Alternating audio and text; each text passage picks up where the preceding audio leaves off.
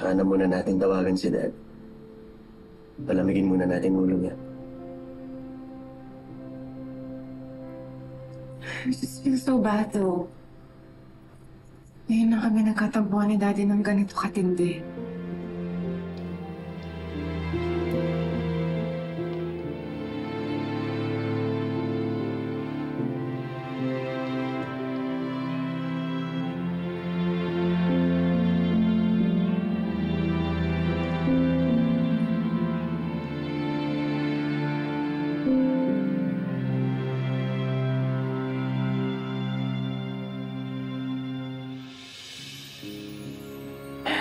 Pasensya ka na kung naiipit ka. Ayoko rin naman masira kayong mag-daddy. Nagsisisi ka na ba na pinili mo? Mm-hmm. You know, if I had to do it again, pipiliin kita. Kasi hindi ulit. It's just sad na kailangan masaktan ni Daddy dahil sa desisyon na yun.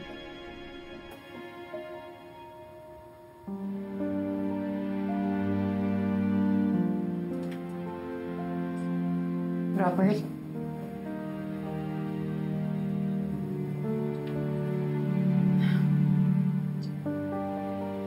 Mamaya mo na gawin yan. Robert, kumain ka muna. Kaya nakawalang laman yung tiyan mo. Hindi pa ako nagugutom. Bigyan muna natin ng space si Dad. Na hindi ka niya matitiis. Mahal na mahal ka niya. Darating ang araw, magkakayos din kayo.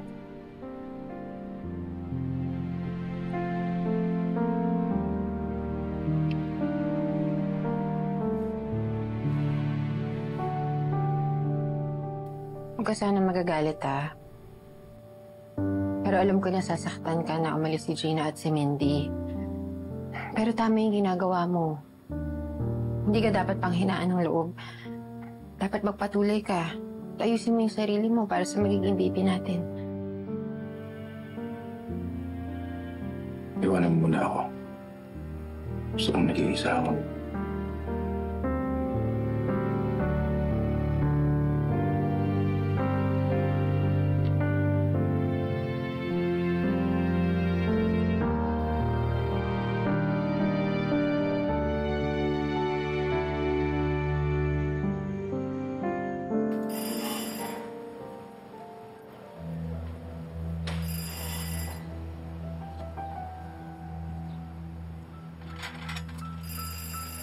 Ay, si Betsy na lang. Aling Susan, ilang beses na bang sinasabi sa inyong bawal nga kayo rito eh. Hindi kayo pwedeng pumasok. Ay, kulit.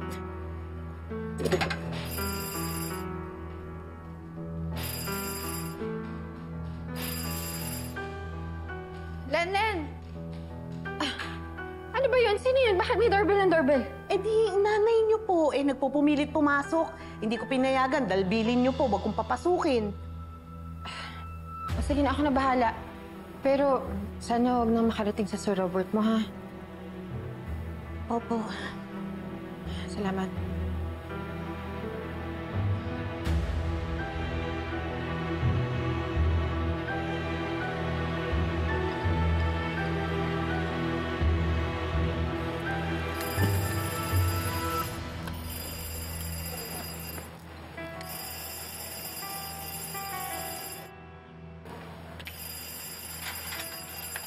Nay! Anong ginagawa niyo dito? Di ba sabi ko sa inyo, bawal muna kayo dito?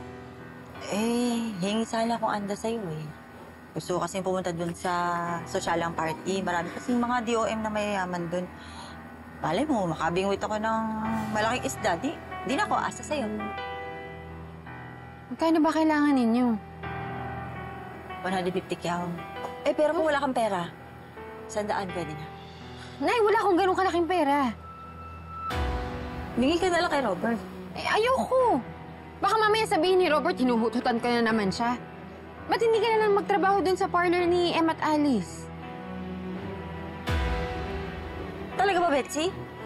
Pahihirapan mo pa ako? damot mo naman. Wala kang kwentang anak. Alam mo may karma yan. At pag nangyari yon, gagapang ka pabalik sa akin. Hihingi kang tulong. Wisit na to.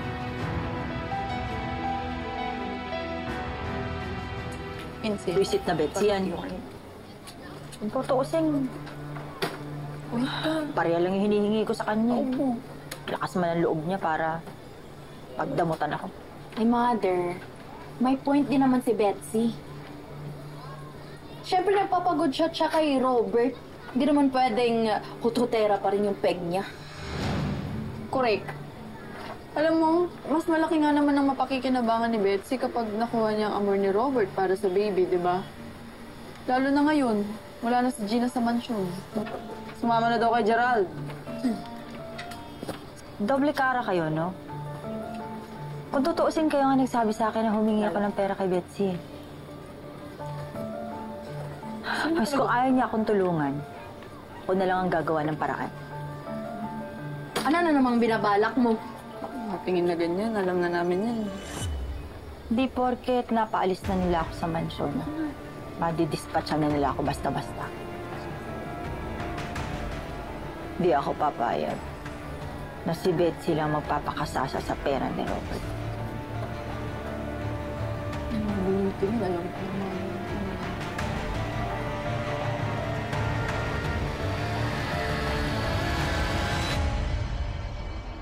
Hindi maganda ang kutob ko, Gina.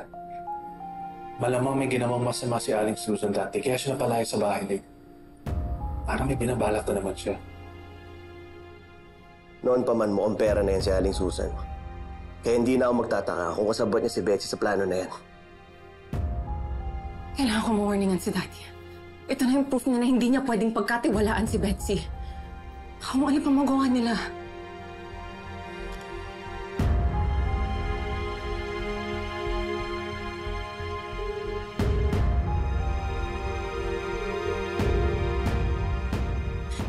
Sagutin mo tawag ko. Okay naman ang heartbeat ni baby. Strong and steady. Pero Mrs. Rodriguez, mababa ang blood pressure mo. Avoid stress as much as you can, okay?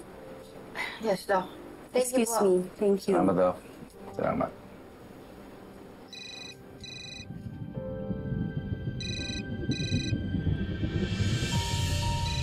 Robert, hindi naman sa nakikialam ako. Pero wag mo na kayang sagutin. Baka lalo lang sumama yung loob mo dahil kay Gina.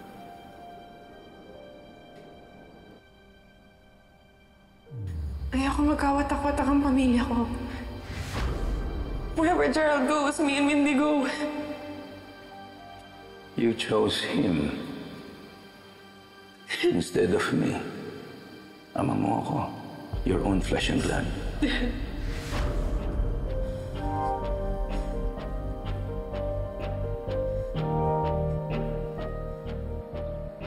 Totoo bang wala si Connie's mansion?